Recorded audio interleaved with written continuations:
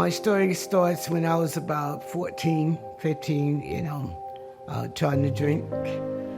Never was really a drinker with the alcohol, but then growing up, and then I indulged in different kind of drugs,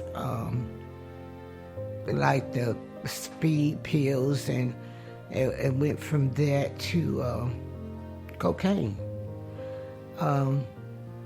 Still trying to fit in, smoking weed and stuff, trying to fit in the in crowd. And then what really got me was the crack cocaine, was the one that where I saw my darkest time in life. I started hanging out, drinking and going to the club and stuff like that, and this was the new thing back in the 80s, and it was a mess, after that year, and I really got caught up in using the crack. It was then I was on the downward spiral. April the 17th of 1991, I went to prison. I was pregnant with my daughter. I got out on a Tuesday, September the 10th of 1991. And I had my baby on September the 15th of 1991. So I almost had a prison baby, but God just brought us home. And it was something about that crack. I ended up going back to it after being clean, after having a baby and all of that. 95, I believe it was. I had relapsed, and I was, back using, not every day, but every now and again I was using, because I worked 2 jobs, and, I kind of switched addictions, and stopped. So I have something to do all the time. I'm staying busy, staying focused on what I got to do. But I wasn't working on me. I was just working jobs.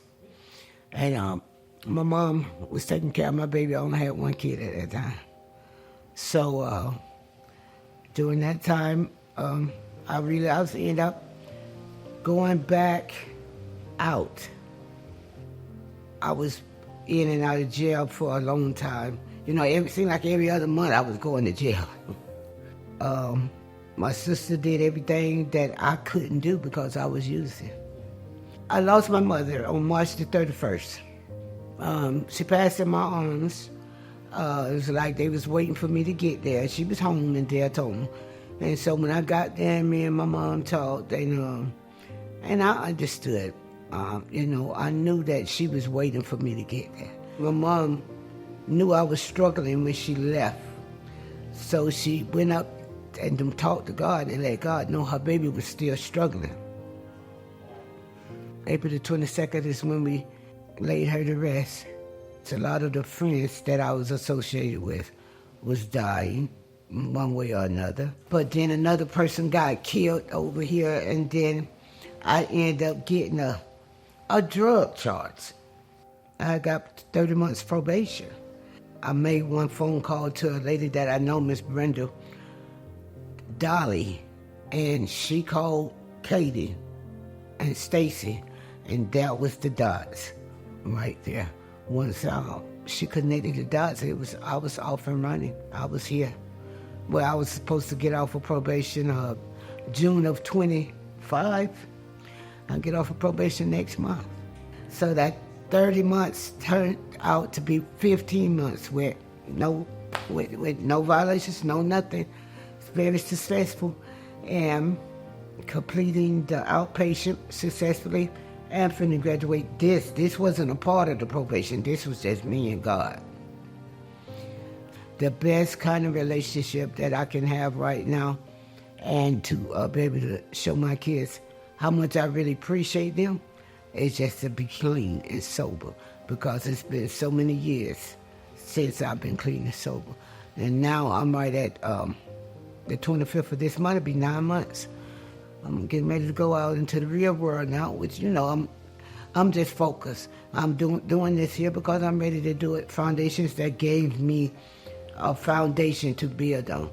I've had episodes of clean and sober, but now I'm just there. I'm there.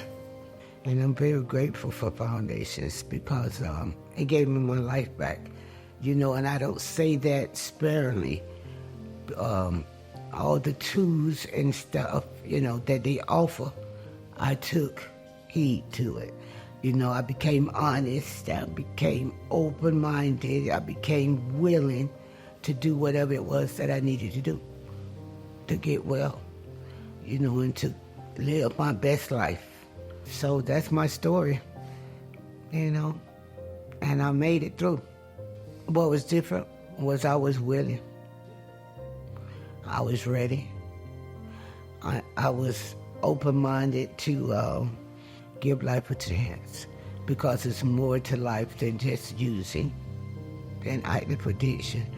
Give yourself a chance to live because it's beautiful.